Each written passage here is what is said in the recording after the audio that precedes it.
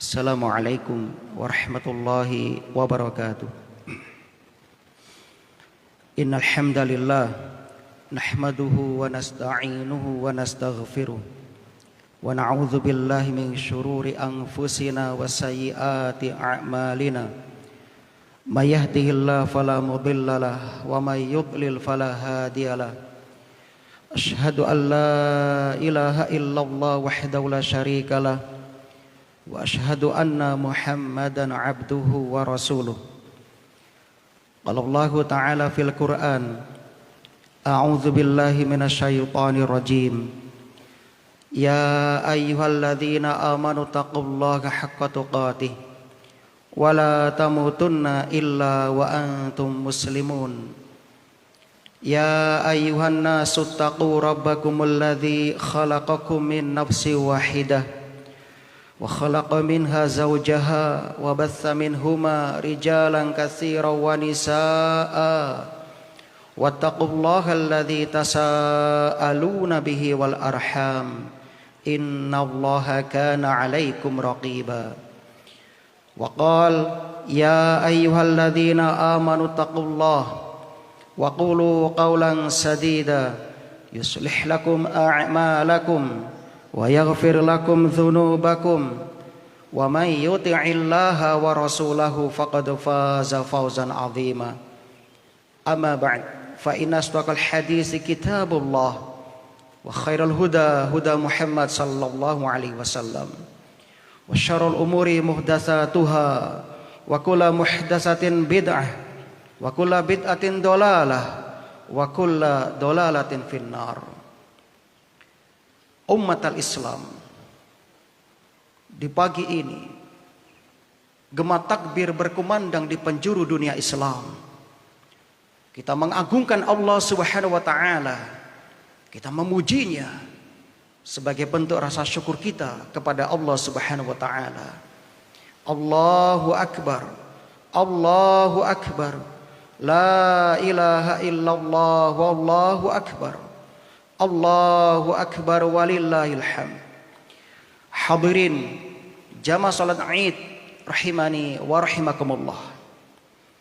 Segala puji bagi Allah Subhanahu wa taala atas nikmat hidayah yang Allah limpahkan kepada kita sehingga kita bisa menjadi seorang muslim, mengikuti ajaran agama yang benar yang merupakan syariat utama kita, bisa mendapatkan janji surga. Semua agama mengklaim diri mereka lah yang berhak untuk menjadi ahli surga. Yahudi mengatakan hanya mereka yang akan masuk surga. Nasrani mengatakan hanya mereka yang akan masuk surga. Namun Allah sang pemilik surga hanya memilih orang Islam untuk bisa masuk surga. Di surah Al-Baqarah ayat 111 dan 112 Allah menceritakan klaim mereka berikut bantahannya. Allah berfirman, wa qalu la yadkhulal jannata illa man kana hudan aw nasara. Mereka Yahudi dan Nasrani berkata, sekali-kali tidak akan masuk surga kecuali orang-orang yang beragama Yahudi atau Nasrani. Allah bantah klaim mereka dengan berfirman, tilka amaniyuhum qul hatu burhanakum in kuntum shadiqin. Demikian itu hanya angan-angan kosong mereka belaka. Katakanlah, tunjukkanlah bukti kebenaranmu jika kamu adalah orang yang benar. Selanjutnya Allah tegaskan hanya orang muslim yang berhak mendapatkan surga. Bala man aslama wajhahu lillah wa huwa muhsin falahu ajruhu 'inda rabbi wala khaufun 'alaihim wala hum yahzanun. Tidak demikian, bahkan barang siapa yang menyerahkan diri kepada Allah, yakni menjadi muslim, dan dia berbuat kebajikan, maka baginya pahala pada sisi Tuhannya dan tidak ada kekhawatiran terhadap mereka dan tidak pula mereka bersedih hati. Allahu akbar, Allahu akbar. La ilaha illallah wallahu akbar. Allahu akbar walillahil hamd.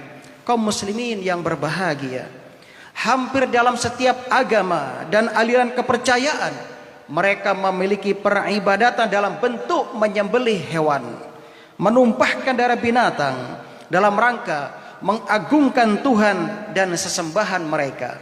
Orang musyrikin mempersembahkan sembelihan mereka kepada tauhid. Ada yang bentuknya larung saji, sedekah bumi, atau sesajen lainnya. Usaha yang mereka lakukan berujung pada dosa syirik yang akan mengantarkan mereka kekal di neraka jahanam. Na'udzubillah. Di saat yang sama, Islam memberikan kesempatan bagi kaum muslimin untuk beribadah kepada Allah, Rabb semesta alam, dengan menyembelih kurban. Ibadah mulia yang menjanjikan pahala besar.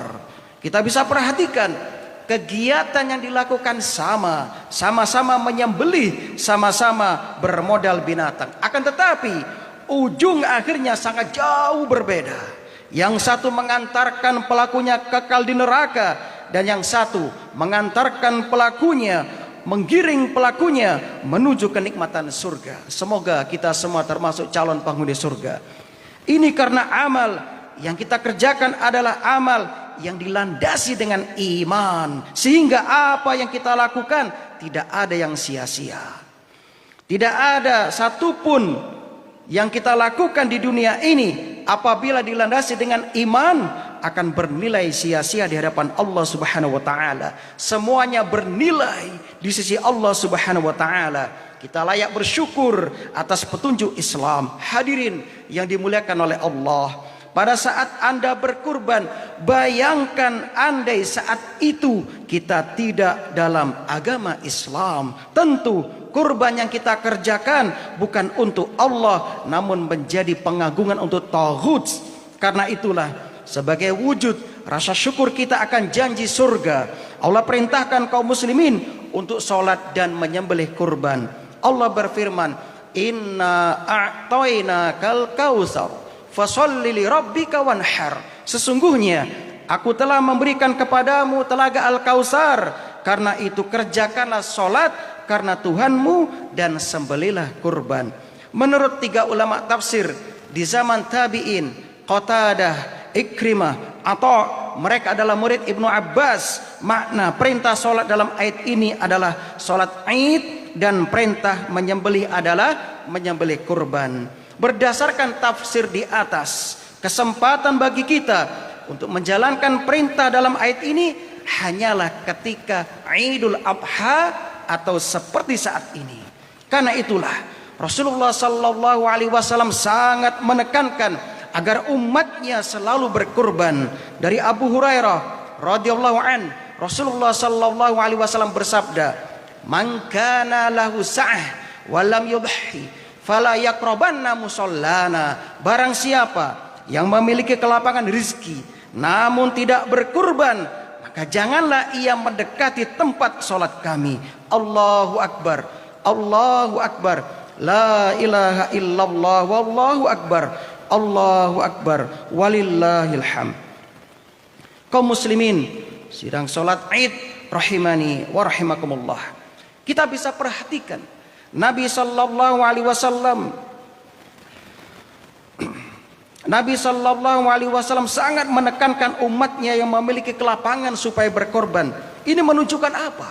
Ini menunjukkan bahwasannya ibadah kurban memiliki keagungan yang besar.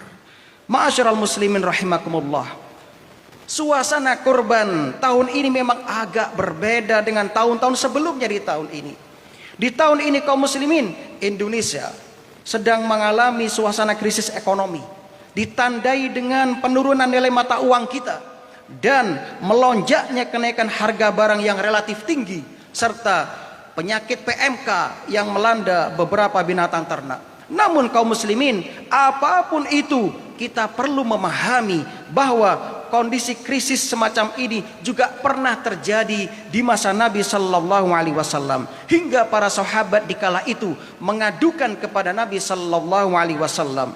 Anas bin Malik menceritakan, pernah terjadi kenaikan harga barang di zaman Nabi sallallahu alaihi wasallam. Para sahabat pun mendatangi Nabi sallallahu alaihi wasallam Lalu mereka mengadukan permasalahannya. Nabi bersabda, mereka bertanya, "Ya Rasulullah, qad ghala si'ru fasa'ir lana." Ya Rasulullah, harga-harga barang banyak yang naik, maka tetapkan keputusan yang mengatur harga barang. Mendengar aduan ini, Rasulullah sallallahu alaihi wasallam hanya menjawab, "Innallaha huwal musa'ir al-qabid al-basit ar-razzaq. Inilah arju an al-qarabbi wa laysa ahadun yatlubuni bimatlamatin fi damin wala malin." Apa kata Rasul? Sesungguhnya Allah adalah zat yang menetapkan harga, yang menyempitkan dan melapangkan rizki, sang pemberi rizki. Sementara aku, kata Rasul, berharap bisa berjumpa dengan Allah Subhanahu wa taala dalam keadaan tidak ada seorang pun yang menuntut diriku disebabkan kezalimanku dalam urusan darah maupun harta. Kita bisa perhatikan kaum muslimin. Perhatikan ketika Nabi sallallahu alaihi wasallam mendapatkan aduan semacam ini, yang beliau lakukan adalah menanamkan pemahaman kepada para sahabat bahwa kenaikan harga itu hakikatnya tidak mengubah jatah rizki manusia. Karena Allah dalam banyak ayat menegaskan bahwa Dia telah menetapkan rizki kita.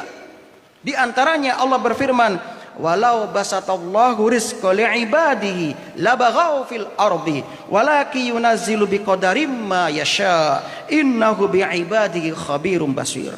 Andaikan Allah melapangkan rizki kepada hamba-hambanya, tentulah mereka akan melampaui batas di muka bumi ini. Tetapi Allah Subhanahu wa taala menurunkan apa yang dikehendakinya dengan ukuran. Sesungguhnya Dia Maha mengetahui keadaan hamba-hambanya, lagi Maha melihat. Ibnu Katsir mengatakan, maksud ayat ini Allah memberi rizki mereka sesuai dengan apa yang Allah pilihkan, yang mengandung maslahat bagi mereka, dan Allah Maha tahu akan hal itu. Sehingga Allah Subhanahu wa taala memberikan kekayaan kepada orang yang layak untuk kaya, dan Allah menjadikan miskin sebagian yang layak untuk miskin. Hanya saja kaum muslimin, rizki yang kita terima besarannya tidak selalu datar. Terkadang mengalami kenaikan dan terkadang mengalami penurunan. Hanya saja kita tidak tahu kapan rizki itu turun dan kapan dia naik. Namun semua itu tidak mengurangi jatah rizki kita. Disitulah Nabi sallallahu alaihi wasallam menjelaskan bahwa Allah yang al-qabid menyempitkan, al-basit yang melapangkan rizki hambanya, dan adanya krisis ini merupakan cara Allah dalam menyempitkan rizki hambanya. Dengan pemahaman prinsip ini, adanya kenaikan harga tidak akan menyebabkan kaum muslimin menjadi stres atau kebingungan, namun dia selalu tenang karena dirinya yakin, hakul yakin, rizki telah ditetapkan oleh Allah Subhanahu wa taala. Kaum muslimin rahimakumullah, kita bisa lihat bagaimana pengaruh seseorang yang meyakini bahwa rizkinya tidak akan hilang. Dikisahkan bahwa di masa silam terjadi kenaikan harga yang sangat tinggi. Mereka pun mengadukan tentang kondisi ini kepada salah seorang ulama di masa itu. Kita lihat bagaimana komentar beliau ketika mendapatkan pengaduan akan kenaikan harga. Beliau mengatakan, "Wallahi la ubali walau asbahat habbatus syair bidinar alayya an a'buda kama amaroni wa alaihi ayarzuqani kama wa'adani." Demi Allah, kata ulama tersebut, aku tidak peduli dengan kenaikan harga ini, sekalipun satu biji gandum seharga 1 dinar. Kewajibanku adalah beribadah kepada Allah Subhanahu wa taala sebagaimana yang Allah perintahkan kepadaku, dan Allah akan menanggung rizkiku sebagaimana yang telah Dia janjikan kepadaku. Masya Allah, jawaban beliau merupakan buah dari pemahaman terhadap firman Allah, wa'mur ahlaka bis-shalah wastabir 'alaiha la nas'aluka rizqan nahnu narzuquka wal 'aqibatu lit-taqwa. Perintahkan keluargamu untuk sholat dan bersabarlah dalam menjaga sholat. Aku tidak minta rizki kepada kalian, aku yang akan memberikan rizki kepada kalian. Akibat baik itu hanya untuk orang yang bertakwa. Allahu Akbar, Allahu Akbar, la ilaha illallah, wallahu akbar, Allahu Akbar walillahil hamd. Selanjutnya kaum muslimin, marilah kita berdoa memohon kepada Allah Azza wa Jal agar kita diberi sebab-sebab kebahagiaan di dunia dan akhirat, dan semoga Allah Subhanahu wa taala memberikan kesabaran bagi kaum muslimin Indonesia berikut jalan keluar terbaik dalam menghadapi setiap masalah mereka. Allahumma sholli ala Muhammad wa ala ali Muhammad kama shallaita ala Ibrahim wa ala ali Ibrahim innaka Hamidum Majid, wa barik ala Muhammad wa ala ali Muhammad kama barakta ala Ibrahim wa ala ali Ibrahim innaka Hamidum Majid. Allahumma inna nas'aluka bi anna nashhadu annaka antallahu la ilaha illa antal hadus samad alladzi lam yalid wa lam yulad wa lam yakul lahu kufuwan ahad. Allahumma ighfir lil muslimina wal muslimat wal mu'minina wal mu'minat al ahya'i minhum wal amwat innaka sami'un qaribun mujibud da'awat. Rabbana ighfir lana wa li ikhwanina alladhina sabaquna bil iman wa la taj'al fi qulubina ghillan lil ladzina amanu rabbana innaka ra'ufur rahim. Allahumma aminna fi awtanina wa aslih a'immatana wa wulata umurina waj'al wilayatana fi man khafaka wattaqaka wattaba'a ridhaka ya rabbal alamin. Allahumma waffiq waliya amrina lihudaka waj'al amalahu fi ridhaka warzuqhu albitanata salihah an-nasihah ya rabbal alamin.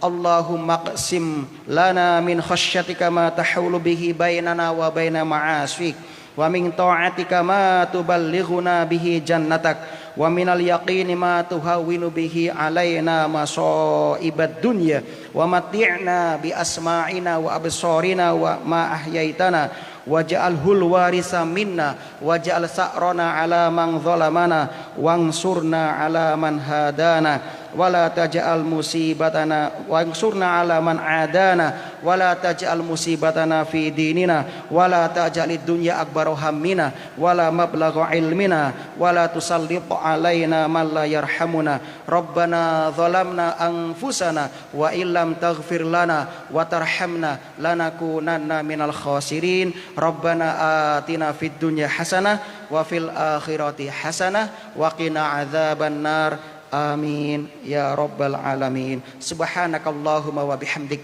asyhadu an la ilaha illa anta astaghfiruka wa atubu ilaik. Assalamualaikum warahmatullahi wabarakatuh.